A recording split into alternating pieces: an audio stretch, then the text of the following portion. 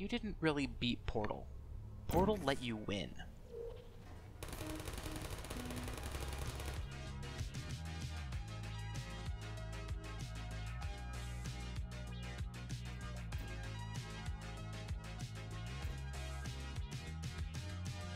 I was replaying Portal 2 on a live stream the other day, twitch.tv/pseudological by the way, and I chose to pay extra attention to how the game helps players solve its puzzles. By the way, this script started as an investigation of how games use lighting to guide players, but I ended up focusing on Portal so much that I'm making this video now. Comment if you'd like to see that video later. Like many of Valve's games, Portal contains a developer commentary mode filled with information about the game's development. If you own a copy of the game and are interested in game development and playtesting, you should check it out. For the rest of this video, I'll be going through some of the levels in Portal and comparing the ways it helps you to solve the puzzles. Let's start with Chamber 0.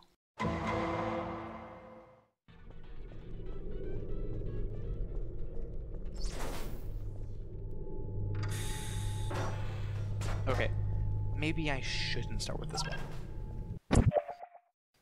Here, the challenge is understanding how to reach the cube. If you aren't familiar with how the portals work, it can actually be very difficult. Notice that when you enter, the portal will first show you the button and then the door before finally moving to the cube. The player gets about 10 seconds to look around the room and learn the layout before they need to act.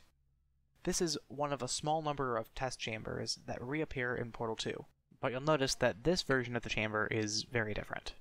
In the original Portal, this room had these portals moving by themselves on a timer. This led to most people simply staring through their orange portal, waiting for the blue one to end up in the right place. We felt that altering this to make the players decide where the portals came out was more instructive, and meant that players who already knew how to use portals could solve this puzzle both quickly and with authority. Looking at the chambers side by side, Valve was right to change it. The first version is confusing for new players. The rotating portals can be a source of stress if the player does not understand that they are moving between 3 locations on a timer. In Portal 2, the player gets to complete the chamber at their own pace, so they better understand it. Portal likes to give players a chance to look at some chambers before solving them, usually so we get to see some element in action before interacting with it. Here, you get to see the portal gun rotating on a stand and firing to create portals. The point is to show the player what the portal gun does so they can use it after picking it up. Notice that the portal gun and its stand are rounded, while the walls of each chamber so far have been flat. This was a choice to make it clear which objects the player can and cannot interact with. Buttons are round and can be pressed. Cubes have round corners and can be picked up. The turrets are round and can be knocked over or picked up. Lighting is another trick that Valve and many other developers have used to give players hints. Here, you start in a darkened portion of the chamber and quickly see a well-lit part on the other side of the gap. It's almost like a spotlight on your destination. After crossing the first gap, you immediately are met with another one. Note that for the second gap, you reverse the portal order from the first gap. Since the orange portal is placed for you in the middle, you need to place a blue portal at the end. The developer commentary mentions that many playtesters thought the portals were one way, meaning that you could only enter the blue and exit the orange. Chamber 3 was designed so that a player could only solve it by entering an orange portal to disprove this misconception. I don't have much to say about Chamber 4, except that an earlier version had the portal surface behind the door, and that many early playtesters used it to skip the puzzle. The glass was added so that the player could not shoot a portal behind the door while standing on the button. The surface was ultimately removed though, so the glass doesn't need to be here anymore.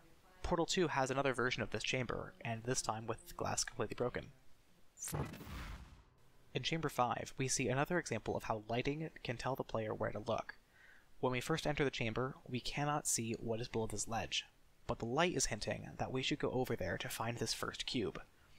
Once we're here, this chamber is just like number 4, where we use a portal to exit a hole. We exit the orange portal looking directly at the opposite platform, which has the second cube. Previous chambers have trained us to associate the camera shake and a sound cue with a portal being opened for us.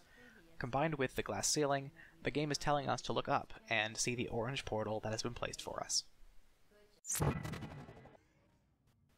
Okay, I'm gonna stop right here. Where do we place the blue portal? This orange dot, right. It's here to tell us exactly where our blue portal should go. This is one of 2 visual cues that Portal gives for energy pellet puzzles. We see the second one in Chamber 7, where the pellet bounces off the wall here. The orange dot connects to the receptacle that you put the pellet into, and the dent goes to the emitter the pellet comes from.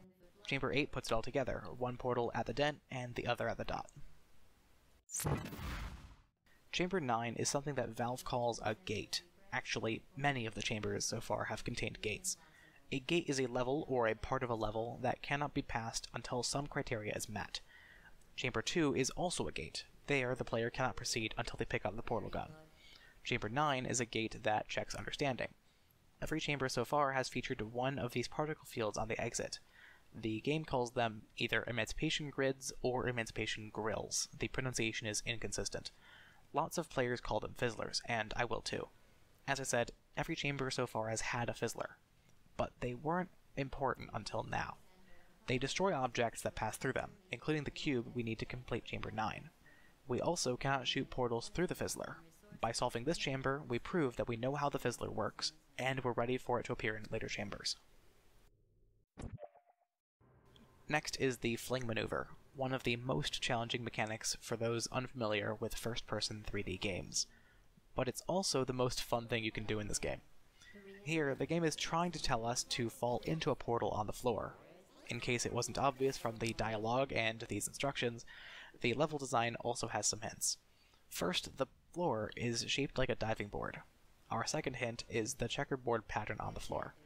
This pattern is only used if the game intends for the player to fall into a portal on the floor. Keep looking, you'll see a lot in future chambers. Portal's midterm exam.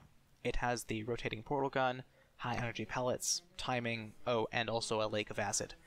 Not much we haven't seen before besides these time-delayed doors. To solve it, we need to do everything we have been doing, but in cadence with everything else in the chamber.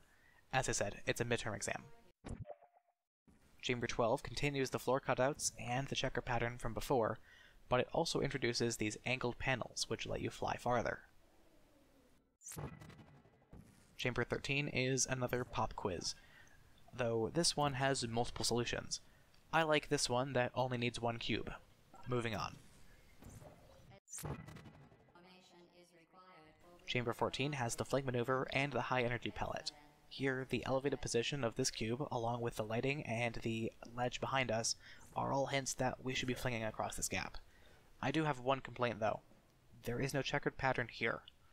The chamber has an alternate solution, by the way. Rather than fetching the cube and opening the door to get the pellet, you can ignore all of that by putting a portal next to the exit platform and then falling into another portal to land on the top. There, done. Only 5 more chambers. Look, see? Checkered floor. Was it too much to ask? One more clue I didn't mention before. Lots of chambers that involve flinging also use these pop-out panels to tell us where the exit portal goes. We can see it in Chamber 11 when the trick first comes up. Chamber 15 also tests our knowledge of fizzlers. Chamber 9 is actually solvable by putting a portal on either side of the fizzler because the orange portal was placed automatically. Now that we're in control of both portals, Chamber 15 is much more difficult. Turrets will show up frequently in the escape sequence at the end of the game, so we need to be taught how to deal with them before that starts.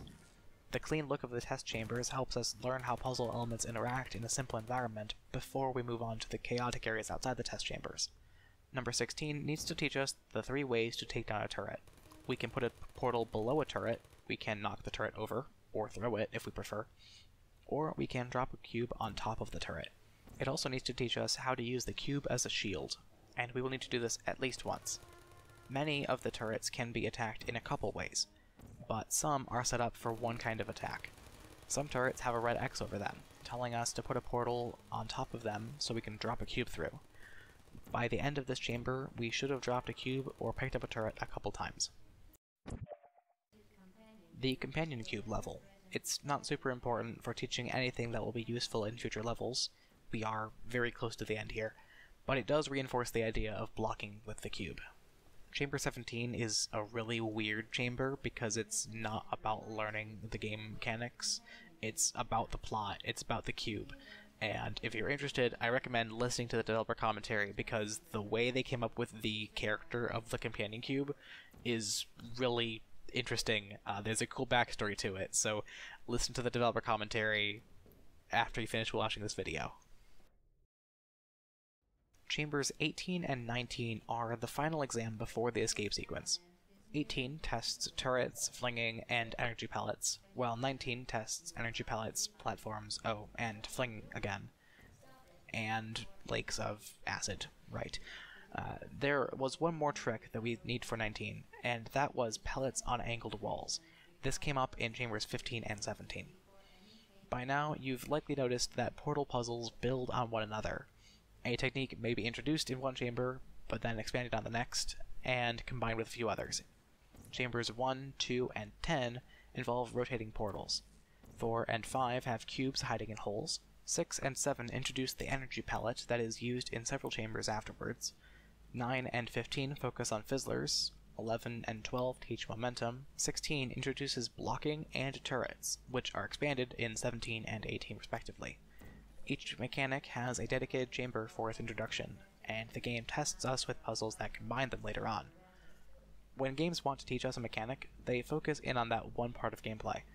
Ideally, we will see them introduced one at a time, separated by gates, so that we can master them before moving on to the next. Portal is a masterclass in teaching your players how to play your game. Portal 2 has its own collection of new mechanics, and a few new ways of teaching the old ones. I touched on it in this video, but if you'd like another one that focuses on Portal 2 and the ways it's different from the first game, drop a comment and perhaps it'll be the next video.